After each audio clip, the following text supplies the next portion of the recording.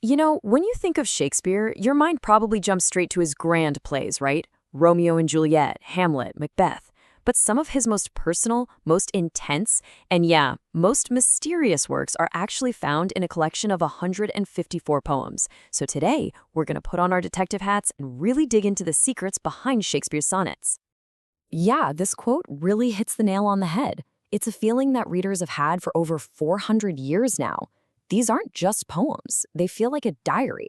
It's like you're getting this raw, unfiltered look into a brilliant mind as it wrestles with love, jealousy, and the fear of death. They are just so deeply personal. And that brings us to the central question. For poems that feel so direct and so honest, why are their origins completely shrouded in mystery? I mean, who were they for? Why were they even published? And how much of it is fact versus fiction? Well, that's what we're here to find out.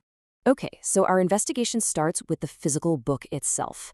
And our very first clue is a huge controversy around its publication, which boils down to this. Was Shakespeare even involved in the decision to print it? Here's the key date, 1609. A publisher, a guy by the name of Thomas Thorpe, releases this book.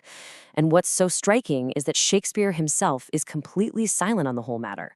No public comment, no foreword, nothing. It just appears. So was this an authorized release or basically a pirated copy? Well, the evidence is all over the place. On one hand, the way the poems are arranged feels so careful, right? They're in these thematic groups that tell a story, which suggests Shakespeare himself was involved. But then, on the other hand, there's no dedication from him, and he never bothered to supervise a second printing. It's totally possible Thorpe just got his hands on a private copy that was never meant for the public. The jury's absolutely still out. And the plot thickens with our next clue, and believe me, it's a big one. We're talking about the book's bizarre and fiercely debated dedication page. So just look at this thing. The formatting is so unusual. All caps, all those periods breaking it up. This dedication is from TT, our publisher, Thomas Thorpe. And he's wishing happiness to a Mr. WH, who he calls the only begetter of the sonnets. This one short dedication has launched centuries of speculation. And really, the entire mystery hinges on one single word, begetter. What does it mean? Does it mean the inspirer of the poems, making Mr. WH the subject of the whole collection? Or does it just mean the procurer, the guy who went out and got the manuscript for the publisher? This one word completely changes the direction of our entire investigation. This leads us directly to the people at the heart of these poems. If the sonnets really do tell a true story, then who exactly are the main characters? Well, the first and most important figure is the fair youth. The first 126 sonnets are addressed to this handsome, high-born young man.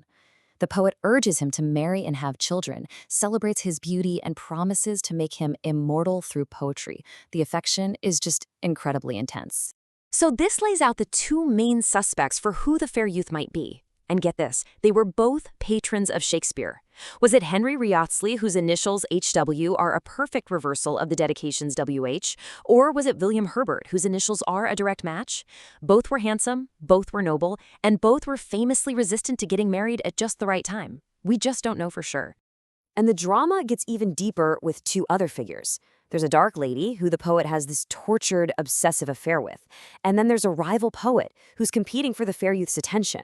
Now, people have thrown out some names, like the poet Amelia Lanier or the playwright Christopher Marlowe, but honestly, the evidence is pretty thin. They really remain just shadowy figures in this whole literary drama.